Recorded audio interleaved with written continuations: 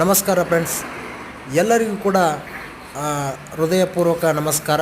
ಅದೇ ಥರನಾಗಿ ನಮ್ಮ ಹೆಮ್ಮೆಯ ರೈತ ಬಾಂಧವರಿಗೂ ಕೂಡ ನನ್ನ ಹೃದಯಪೂರ್ವಕವಾಗಿ ನಮಸ್ಕಾರಗಳನ್ನ ಅಭಿನಂದನೆಗಳನ್ನ ತಿಳಿಸುತ್ತಾ ಈ ವಿಡಿಯೋ ಉದ್ದೇಶ ಏನಪ್ಪ ಅಂತಂದ್ರೆ ರೈತರಿಗಾಗಿ, ರೈತರ ಅನುಕೂಲಕ್ಕಾಗಿ ನಾನು ಹಾಗೆ ಅಚಾನಕವಾಗಿ ಇವತ್ತು ಹಾರುಗೇರಿ ಕ್ರಾಸಿಗೆ ಹೋಗುವಂಥ ಸಂದರ್ಭ ಬಂದಿತ್ತು.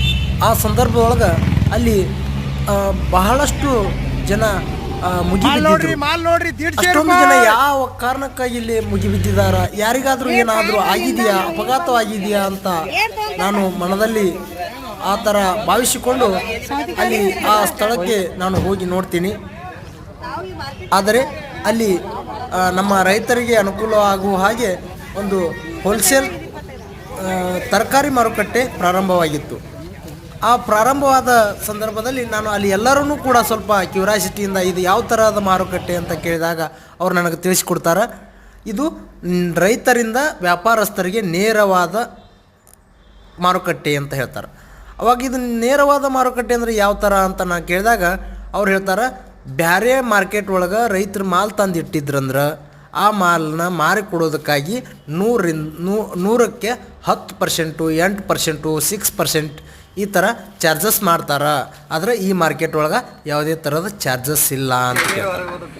ಹೌದಾ ಅಂದಾಗ ನಾ ರೈತರನ್ನು ಕೂಡ ಮತ್ತೊಮ್ಮೆ ಕ್ಯೂರಿಯಾಸಿಟಿಯಿಂದ ಕೇಳ್ತೀನಿ, ರೈತರೇ ನೀವು ಏನು ತಂದಿದ್ದೀರಾ, ನಿಮಗೆ ಯಾವ ಥರ ರೆಸ್ಪಾನ್ಸ್ ಸಿಗ್ತಾ ಇದೆ ಅಂತ ಕೇಳಿದಾಗ ರೈತರನ್ನ ಕೇಳಿದೆ. ಒಬ್ಬ ರೈತರು ಟೊಮೆಟೊ ತೊಗೊಂಡು ಬಂದಿದ್ರು, ಅವ್ರನ್ನ ಕೇಳಿದೆ ಇವತ್ತಿನ ದರ ಏನಿದೆ ಟೊಮೆಟೊದು, 150 ರೂಪಾಯಿ ಇದೆ ಅಂತ ಹೇಳ್ತಾರೆ ಅವರು.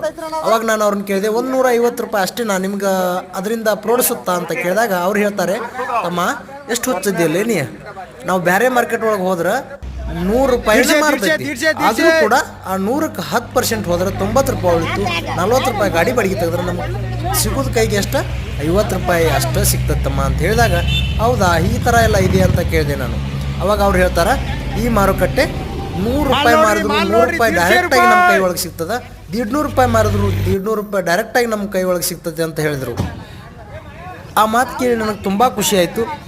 ನಾನು ಹೇಳೋದಿಷ್ಟೇ, ಇಂತಹ ಒಳ್ಳೆಯ ಮಾರುಕಟ್ಟೆಯನ್ನು ಪ್ರಾರಂಭಿಸಿರುವ ಗಣ್ಯಮಾನ್ಯರಿಗೂ ಕೂಡ ಆ ದೇವರು ಒಳ್ಳೆಯದನ್ನು ಮಾಡಲಿ, ಈ ಮಾರುಕಟ್ಟೆ ಇನ್ನೂ ವಿಜೃಂಭಣೆಯಿಂದ ಮುಂದೆ ಹೋಗಲಿ ಅಂತ ಆಶಿಸುತ್ತಾ, ಸುತ್ತಮುತ್ತಲಿನ ಎಲ್ಲ ರಾಯಬಾಗ್ ತಾಲೂಕಿನ ರೈತರು ಈ ಮಾರುಕಟ್ಟೆಗೆ ಬಂದು ಅದರ ಉಪಯೋಗವನ್ನು ಪಡೆಯಬೇಕಾಗಿ ನಮಸ್ತೆ ರೈತ ಬಾಂಧವರಿಗೆ ಮುಂದಿನ ವಿಡಿಯೋದಲ್ಲಿ ಸಿಗೋಣ. ನಮಸ್ತೆ.